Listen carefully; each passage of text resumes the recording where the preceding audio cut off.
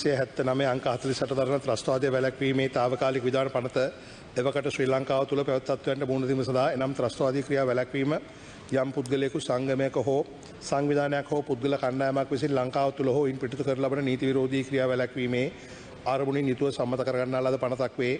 මෙකී පනත විවිධ සංශෝධනයන්ට භාජනය වෙමින් වසර 46කට ආසන්න කාලයක් පුරා ශ්‍රී ලංකාව තුළ ක්‍රියාත්මක වී ඇත.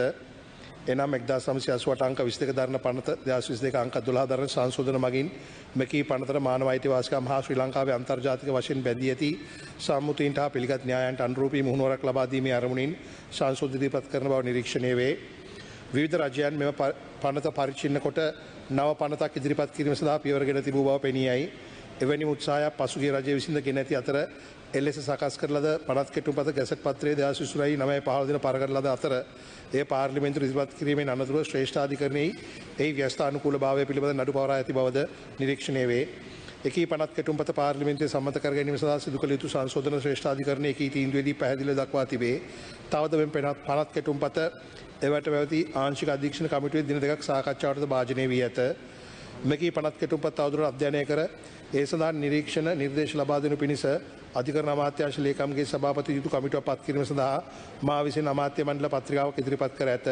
එකී කමිටු නිර්දේශ ලද පසු ඉහත පනත අහෝසි කර නව පනතක් ගෙනීම හෝ වෙනත් කවරාකාර සුදුසු පියවරක් ගැනීමට නියමිතය. 2 3 4 යන ප්‍රශ්න සඳහා පොලිස් ත්‍රස්ත මර්දන විමර්ශන කොට්ටාසය විසින් ලබා දී ඇති තොරතුරු සභාගත කරමි. පහසා 6 ප්‍රශ්න 2022 අංක 22 දරන ත්‍රස්තවාදය වැළැක්වීමේ තාවකාලික විධිවිධාන සංශෝධන පනත මගින් පැය 72 කාලයක රඳවා තබා ගැනීමේ කාල සීමාව හඳුන්වා දී ඇති බව නිරීක්ෂණය කරමි. ඊට පෙර තිබූ තත්ත්වය අනුව ඕනෑම කාලයක් පුද්ගලිකු රැඳුම් නියෝගයක් මත රඳවා ගැනීමට තිබූ හැකියාව හා ඉන් සිදුවන මානව හිමිකම් කඩවීම මෙම සංශෝධන මගින් වළක්වා ඇති බව පෙනී යයි.